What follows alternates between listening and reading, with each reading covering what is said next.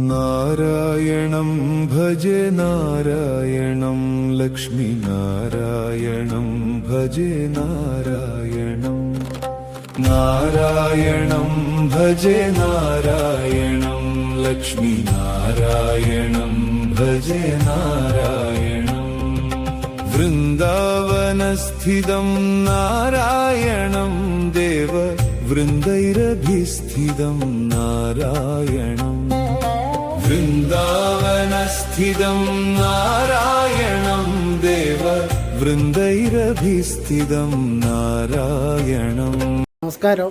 ഞാനിപ്പോൾ ഉള്ളത് കുട്ടമത്ത് പൊന്മാലം ശ്രീ വിഷ്ണുമൂർത്തി ക്ഷേത്രത്തിലാണ്. ഉത്തര കേരളത്തിൽ വിഷ്ണുമൂർത്തി ക്ഷേത്രങ്ങളിൽ ഇവിടെ മാത്രം കാണപ്പെടുന്ന ഒരു ചടങ്ങാണ് മിഥുനം 18. അതിനെക്കുറിച്ചുള്ള ഡീറ്റെയിൽ വിഷയങ്ങൾ ഡോക്ടർ കൃഷ്ണകുമാർ മാഷ് നമുക്ക് പറഞ്ഞു തരുന്നതായിരിക്കും. നമസ്കാരം മാഷ്, ഇതിൻ്റെ ഈ ചടങ്ങിൻ്റെ പ്രാധാന്യം ഒന്ന് വിശദീകരിക്കാമോ? നമ്മുടെ ഈ ഉത്തര കേരളത്തിലെ വളരെ പ്രധാനപ്പെട്ട സ്വരൂപങ്ങളിലൊന്നാണല്ലോ ആളുടെ സ്വരൂപം. ആളുടെ സ്വരൂപത്തിൽ വളരെ പ്രധാനപ്പെട്ട മംഗലങ്ങളിൽ ഏറ്റവും പ്രാധാന്യമുള്ളതാണ് കുട്ടമംഗലം തുരുത്തിപ്പാട്. അപ്പോൾ കുട്ടമംഗലം, നിലമംഗലം, തുളുമംഗലം, ഡേരമംഗലം ഇങ്ങനെ 4 മംഗലങ്ങളിൽ പ്രഥമ സ്ഥാനത്ത് കുട്ടമംഗലം തുരുത്തിപ്പാടാണ് വരുന്നത്. അപ്പോൾ അതുകൊണ്ട് തന്നെ ഇവിടെ ഈ കുട്ടമത്ത് തുരുത്തിപ്പാട് ഈ വിഷ്ണുമൂർത്തി സങ്കേതം അത് പൂർവ്വകാലത്ത് ഭഗവതിയുടെ പ്രാധാന്യമുള്ള സ്ഥാനമായിരുന്നു. പിന്നീട് വിഷ്ണുമൂർത്തിയും അതുപോലെ തന്നെ രക്തചാമുണ്ടിയും ഇവിടെ വന്ന് മൂവരായിട്ട് ആരാധിക്കപ്പെടുന്ന സ്ഥാനമാണ് ഇവിടെ. അപ്പോൾ ഇവിടെ ഈ ആരാധന നടത്തി വരുന്നത് കുട്ടമംഗലം തുരുത്തിപ്പാടിലത്തെ ആരാധന നടത്തി വരുന്നത് കുന്നിനാത്ത് അകമ്പടിമാരെന്ന് പറഞ്ഞ പൂർവ്വകാലത്ത് 21 തിരുവക്കാടി സഭയിൽപ്പെടുന്ന തറവാട്ടുകാരാണ്. അപ്പോൾ ആ തറവാട്ടുകാർ വളരെ പ്രൗഢമായിട്ട് ആ കാലഘട്ടത്തിൽ ഇതിൽ ആരാധിച്ചു വന്നിട്ടുണ്ട്. അപ്പോൾ അവർ ഈ യഥാർത്ഥത്തിൽ ഇപ്പോൾ ഇന്നും നിലനിൽക്കുന്ന ഈ കുട്ടമത്ത് ഈ പൊന്മാലം ശ്രീ വിഷ്ണുമൂർത്തി ക്ഷേത്രം സ്ഥിതി ചെയ്യുന്ന സ്ഥലം എന്നതിനുപരി ഈ പ്രദേശത്തുള്ള 2 വയലുകളെ കേന്ദ്രീകരിച്ചിട്ടുള്ള എല്ലാ പ്രദേശങ്ങളുടെയും ഭരണവും കൃഷിയും എല്ലാം നിയന്ത്രിച്ചു വന്നവരാണ്. അപ്പോൾ അവിടെ കൃഷിക്ക് വേണ്ടി കാവൽ നടത്തുന്നവരിവിടെ ഉണ്ടായിരുന്നു.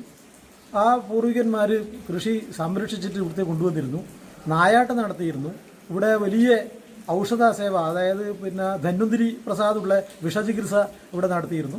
അതുപോലെ തന്നെ പൂർവികാരാധന വളരെ പ്രാധാന്യത്തോടെ നടത്തിയിരുന്നു. ഈ പൂർവികന്മാർ ജീവിച്ചു വന്നിരുന്ന പൂർവികന്മാരെ എല്ലാവരെയും വളരെ നല്ല ഒഴുകുന്ന വെള്ളത്തിൻ്റെ അടുത്ത് അടക്കം ചെയ്യണം എന്നുള്ള രീതിയിലാണ് ഇവിടുന്ന് ഏകദേശം ഒരു കിലോമീറ്ററിന് ഉള്ളിലായി വരുന്ന നീരൊഴുക്ക് എന്ന് ചുരുക്കി പറയുന്ന സ്ഥലത്തായിരുന്നു അവരൊക്കെ അടക്കിയിരുന്നത്. അപ്പോൾ അടക്കിയിരുന്നതിൻ്റെ ഒരു ലക്ഷണം എന്നുള്ള രീതിയിൽ ഇപ്പോഴവിടെ ഒരു കൂളിക്കല്ല് അവിടെ ഇപ്പോഴും ഉണ്ട്, നിലവിലുണ്ട്. ആ സ്ഥലത്തായിരുന്നു നമ്മുടെ ഈ ക്ഷേത്രത്തിലെ പ്രാധാന്യമുള്ള മാരിമാറ്റൽ നടത്തിയിരുന്നത്.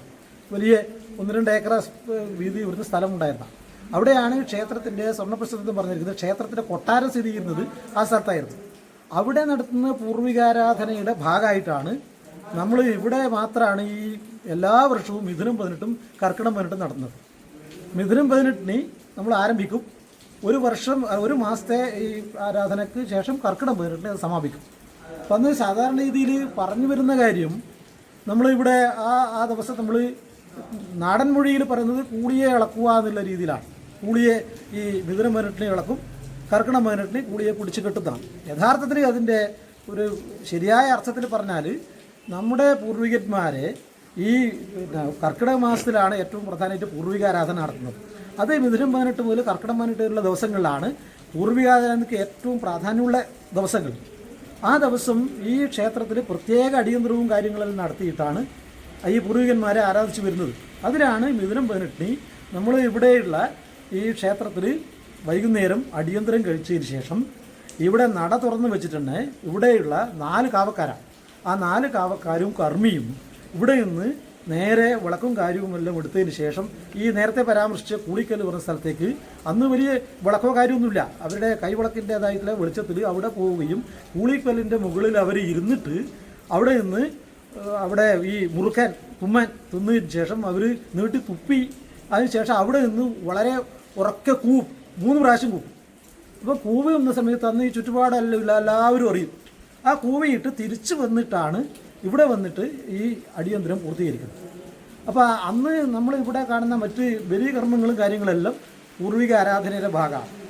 അപ്പോൾ അതിനുശേഷം ആ ദിവസം 15-18 നമ്മൾ തുടങ്ങുന്നത് പൂർവികാരാധനയുടെ ഭാഗമാണല്ലോ ഭാഗവതം പറഞ്ഞത്. ഭാഗവതത്തിലൂടെയാണ് മോക്ഷത്തിലേക്ക് എത്തുന്നതിൻ്റെ സങ്കല്പമാണ് നമ്മുടെ ഇവിടെ ഇത്. അപ്പോൾ അന്ന് തുടങ്ങിയിട്ട് നമ്മൾ ഈ 7 ദിവസം ഭാഗവത പാരായണം ഇപ്പം സപ്താഹം എന്നുള്ള രീതിയിൽ ഇപ്പം തുടങ്ങുന്നതിന് മുമ്പ് തന്നെ ഇവിടെ എത്രയോ വർഷങ്ങൾക്ക് മുമ്പ് തന്നെ നമ്മുടെ ഭാഗവതം പിന്നെ കിളിപ്പാട്ട് എഴുത്തച്ഛൻ്റെ കിളിപ്പാട്ട് ഇവിടെയുള്ള പൂർവികരായിട്ടുള്ള ആൾ നമ്മുടെ ഈ കിഴക്കേ പടിപ്പുരയിൽ ഇരുന്നിട്ട് വായിക്കുകയും ഒരുപാട് ആൾക്കാർ ഇവിടെയുള്ള ആൾക്കാരെല്ലാം വന്നിട്ട് അത് കേൾക്കുകയും ചെയ്യുന്ന ഒരു ചടങ്ങുണ്ടാകും. ഭാഗവതത്തിലൂടെ ഈ പറയുന്ന പൂർവികർക്ക് മോക്ഷം കിട്ടുന്നതിൻ്റെ അർത്ഥത്തിലാണ്. അപ്പോൾ അത് ഇപ്പോൾ ആ അടിയന്തരങ്ങൾ കഴിഞ്ഞതിന് ശേഷം അത് പൂർത്തീകരിക്കപ്പെടുന്നത് കർക്കിടകം 18-നാണ്. കർക്കിടകം 18-നും ഇതേ രീതിയിൽ അടിയന്തരമുണ്ട്. ഇതേപോലെ ഈ കുളിരിക്കലിലേക്ക് പോവുകയും ഈ നേരത്തെ പറഞ്ഞ അതേ ചടങ്ങുകളോട് പൂർത്തീകരിക്കുന്നതാണ് അവിടെയുള്ള കാര്യം. അപ്പം കർക്കിടകം 18-ൽ ഒരു പ്രശ്നം ഒരു പ്രാധാന്യം എന്ന് പറഞ്ഞാൽ അന്ന് നമ്മളിവിടെയുള്ള ആരാധനാ സമ്പ്രദായം എല്ലാം താൽക്കാലികമായിട്ട്, അതായത് വളരെ പഴയ പൂർവികകാലത്ത് സംഘകാലത്ത് ഈ കാലവർഷത്തിൻ്റെ സമയത്ത് ആരാധന അവിടെ നിന്ന് നിർത്തിയിട്ട് പിന്നീട് തുലാവ് മാസത്തിൽ ഇവിടെ 21-ാം തീയതിയാണ് പിന്നീട് ഈ നട തുറക്കുന്നത്. അതുവരെയുള്ള നട സാധാരണ രീതിയിലുള്ള വിളക്കുവെക്കലും കാര്യങ്ങളുണ്ട്. പക്ഷേ ശ്രീകോവിൽ നട ഈ കർക്കിടകം 18 നടക്കും. അടച്ചതിന് ശേഷം പിന്നെ തുലാവം 21-ന് പുത്തര കളിയാട്ടത്തിൻ്റെ സമയത്ത് മാത്രമേ തുറക്കുകയുള്ളൂ. അപ്പോൾ ഈ പൂർവികാരാധന കഴിഞ്ഞതിന് ശേഷം പിന്നീട് നമ്മൾ ആരംഭിക്കുന്നത് തുലാവം 21 പുത്തര കളിയാട്ടത്തിൻ്റെ കാലത്താണ്. അപ്പോൾ ഈ കാലഘട്ടമാണ് നമുക്ക് ഈ കാലഘട്ടമാണ് പൂർവികാരാധനയുടെ കാലഘട്ടം. പിന്നീട് തുലാവം 21 മുതൽ ദേവാരാധനയുടെ കാലഘട്ടമായി. അപ്പോൾ അങ്ങനെ വരുമ്പോൾ 2 പ്രാവശ്യമാണ് ഈ കുട്ടമത്ത് പൊന്മാനത്ത് മാത്രമാണ് നമ്മളിപ്പോൾ മനസ്സിലാക്കിയെടുത്തോളം ഒരു വർഷത്തിൽ 2 പ്രാവശ്യം കളിയാട്ടം നടക്കുന്നത്.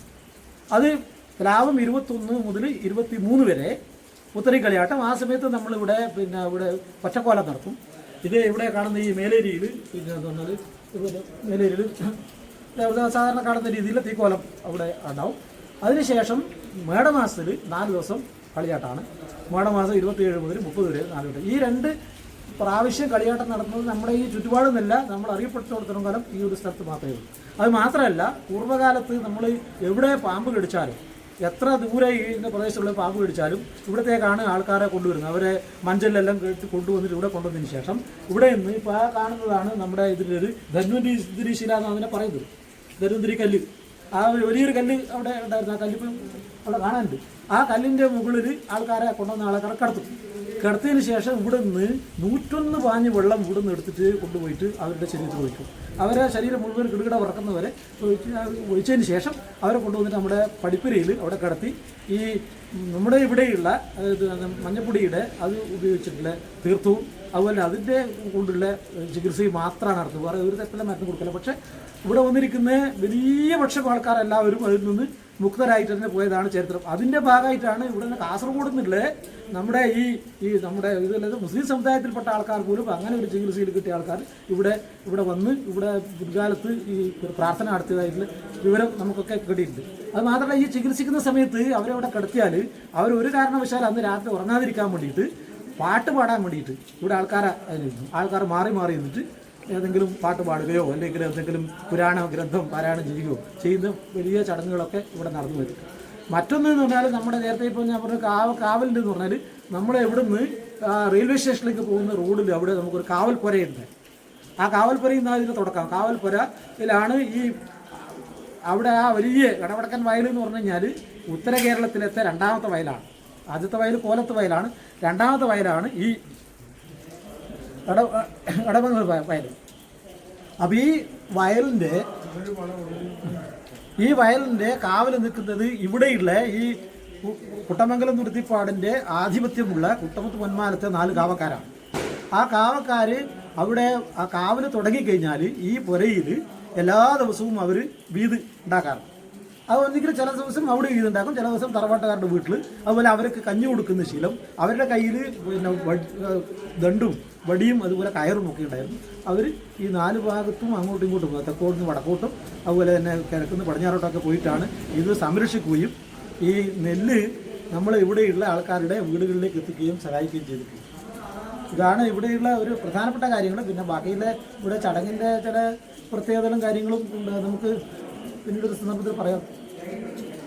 നാമം ജപിക്ക നാമം ജപിക്ക ഹരിനാമം ജപിക്ക ഭക്തിയോടെ നാമം ജപിക്ക നാം നാമം ജപിക്ക ഹരിനാമം ജപിക്ക നാം ഭക്തിയോടെ ഭക്തിയുണ്ടാകുവാൻ എന്തു വേണം ഹരേ അത്രമേൽ ചിത്തവിശുദ്ധി വേണം ചിത്തവിശുദ്ധിക്കായി എന്തു വേണം ഹരേ ചിന്തയും കർമ്മവും നന്നാ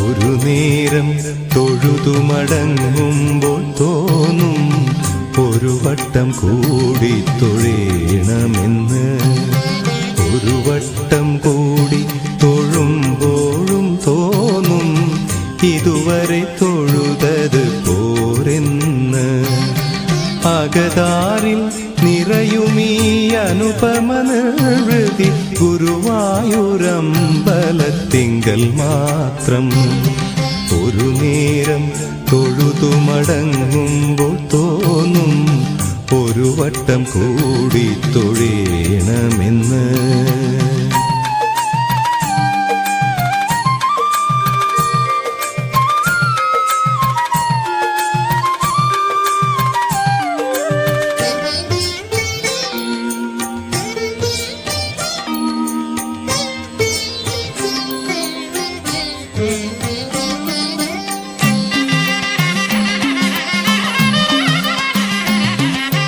നിർമാല്യം ദർശിച്ചു നിൽക്കും നേരം തോന്നും അണിവാക ചാർത്തും തൊഴേണമെന്ന് നിർമാല്യം ദർശിച്ചു നിൽക്കും നേരം തോന്നും അണിവാക ചാർത്തും തൊഴേണമെന്ന് അണിവാക ചാർത്തിൽ മതിമറക്കേ തോന്നും അലങ്കാര പൂജ തൊഴേണമെന്ന് അകതാരിൽ പെരുകുന്നോരീ വിചാരം ഇന്നും ഗുരുവായൂരമ്പലത്തിങ്കൽ മാത്രം കൃഷ്ണ കൃഷ്ണ ഹരേ കൃഷ്ണ കൃഷ്ണ ഹരേ കൃഷ്ണ കൃഷ്ണ ഹരേ ഗോവിന്ദ കൃഷ്ണ കൃഷ്ണ ഹരേ കൃഷ്ണ കൃഷ്ണ ഹരേ കൃഷ്ണ കൃഷ്ണ ഹരേ ഗോവിന്ദ